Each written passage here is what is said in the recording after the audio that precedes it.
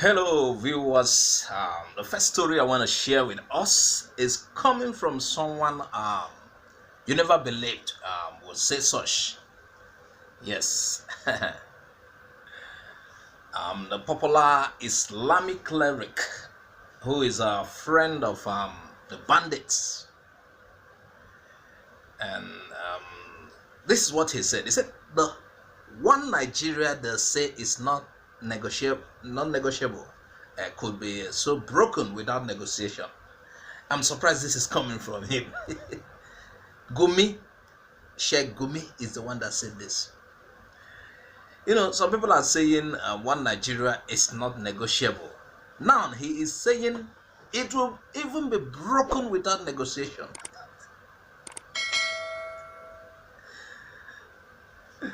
Hey, the Kaduna-based cleric warned the federal government is advising Buhari.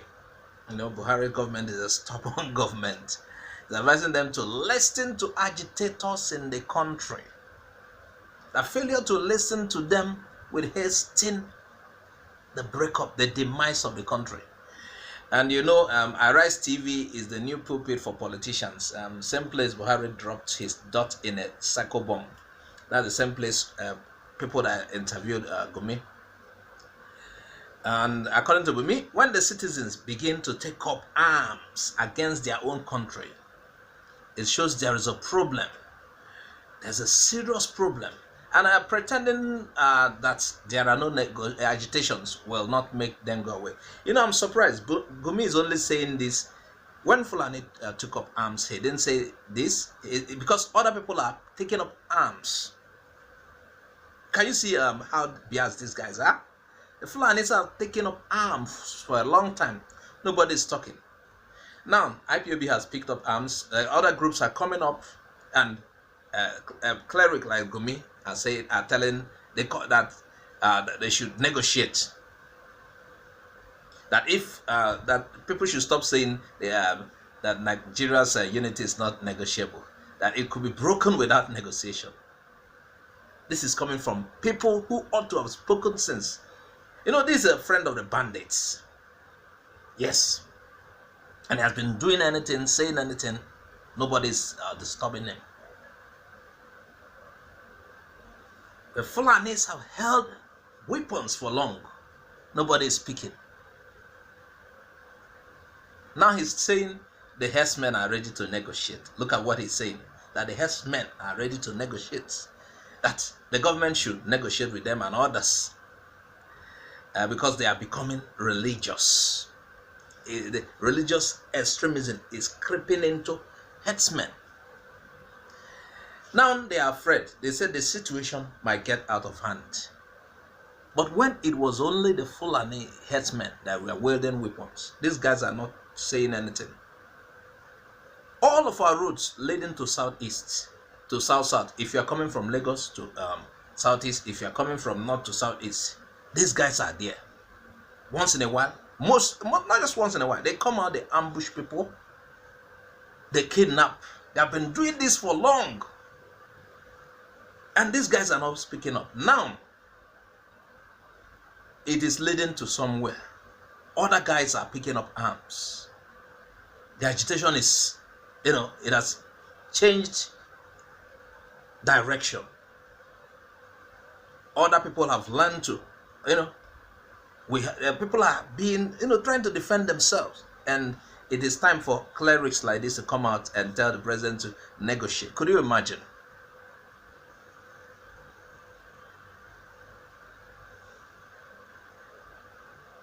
These guys are funny guys.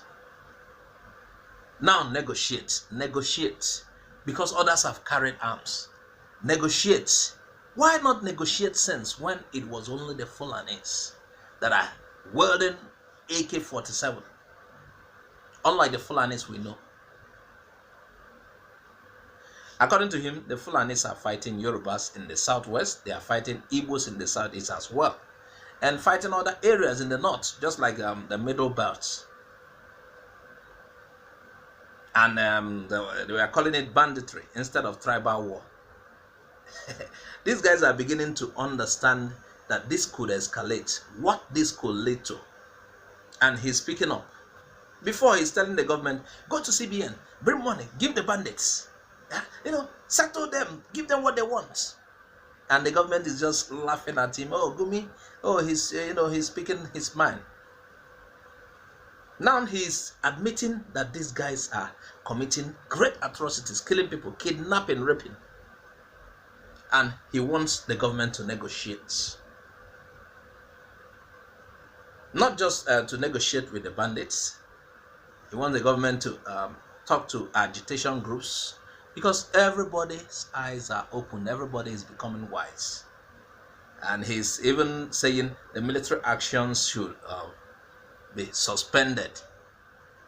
Why are you people coming late? Why are you people so biased?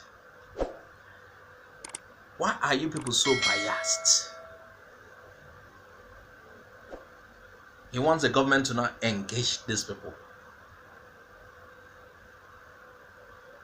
Anyway, I will talk about you later in a particular video. There is a particular question that raises dust each time it is discussed. And this question is whether the Middlebelt region, referred to as the North Central now, whether they are willing to join the agitation for a breakup, as in join Biafra as well. And now, just like we've been saying, every part of the country is feeling the heat of Fulani herdsmen attacks. Every part of the country is feeling it. And this has also resulted into the Middlebelt wanting to distance themselves from the core north.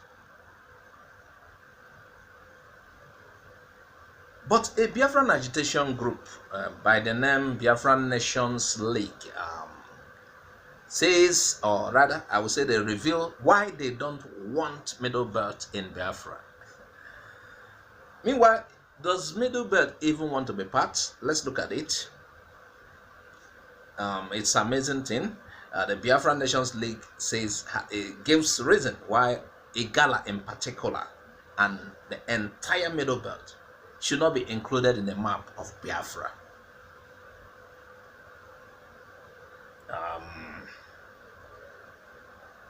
We recall that the chairman of Igala Cultural Development Association, ICDA, working committee, Comrade Enemona Omata, he said Igala tribe will not be part of Biafra. You understand? He said Igala will not be part of Biafra. Omata called on indigenous people of Biafra. It's like IPOB had a map, and some part of those places are included. He said, count Igala out of the plan to secede from Nigeria. Igala wants to remain with Nigeria. They are okay. And he made this known to newsmen in Lokoja. That was last Monday. He said they are not part of IPOB's agitation. And they are calling on the Igbo people to stop including Igala land in their map. Wow. According to them, let me give you even reason why they said so. They said Emeka Ojukwu led team, that's Ojukwu, bombed Igala land. And because of that, they can't be part of Biafra. He said they actually do businesses with Igbos, they intermarry with Igbos, Biafrans, that doesn't mean they are part of them. Okay, I think the BNY has justifiable reason to even say let them go, let them not be included. So reacting to this, and in a message signed by the BNY and national leader, Principal Chimeze Richard, and Deputy National Leader and Head of Operation BBS Media, Ebubeagu Security, one from Niger Delta, they said, let's do away with Middlebelt on the map. They said, let Middlebelt, yes, let them go. They shouldn't be part of the map. And while the Middlebelt the Igala people are saying Ojukwu bombed their area. These guys also said the Middlebelt betrayed Biafrans. We heard about how they were stopped at River Benue and killed en masse. So we don't need them. That is what he's trying. The BNL is also trying to say. Anyway, in writing up, I heard from a corner that Ebubeagu Security Outfit was dead on arrival, and this is becoming true by the day. As we speak, it appears Ebubeagu has no management, more like an oversized shirt. A tailor is looking. The tailor cannot just amend it. He has worked on it and is looking for somebody to just dash it. The owner rejects it because it wasn't, it can be amended. And it has reached Ohaneze's turn. And let's see what is happening.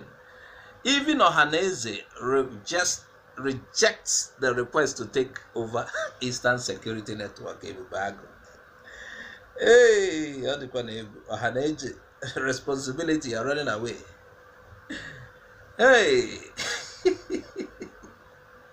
Ohanaeze, I've been trying to dash somebody the clothes, and it came to Ohanaeze's turn. He said, no, we can't manage it. And, they will give reason that appears original. You understand? And this Ohanaeze I'm talking about is the Ohanaeze, second Ohanaeze, the Chidi Ibeh, Engineer Chidi Ibeh led Ohanaeze, at which Matthew Kechukwu is the spokesman. He said they have to turn down the request from, there have been calls, according to them, from private citizens that is to take over the management of Ebubeagu. And they are stating that they are not constitutionally empowered to do so.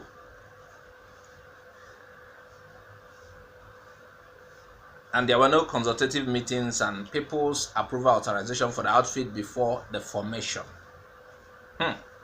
Another thing, dead on arrival, chai. Everybody's rejecting the outfit, everybody's running away. Hey, Ebubeagu, how can I get again?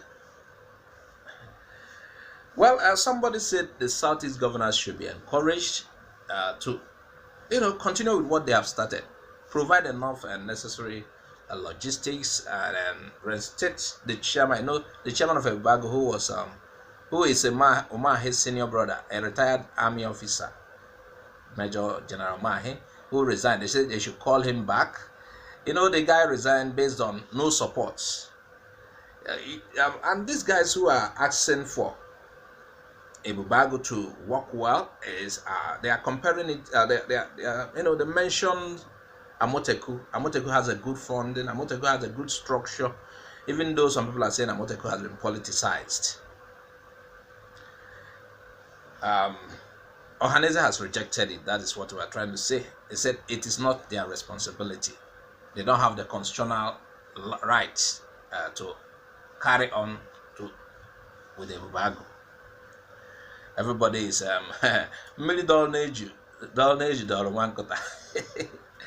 Ohanaeze is the one kota, and they rejected it. Anyway, viewers, tell us what you think about Ebubeagu. I think the only lifeline remaining, which is Ohanaeze, or maybe the Southeast governors will change. You know what caused it? We mentioned it the other time. They realize Omahe is handing the control of Ebubeagu to his senior brother. And the other governors had to, distance themselves. What kind of, is it a family business? You want to hand Ebubeagu to your brother? Anyway, viewers, I would like you to add your comments. Sooner we'll begin phone-in programs. And we'll treat a topic and you will call in and add your opinion. One man's opinion is not enough. We gather opinions from several angles, different parts of the world, and our people will learn. Meanwhile, if you have not subscribed to our channel, please subscribe. Click on the bell icon to get our updates anytime it drops. Azoka OJ says, bye for now.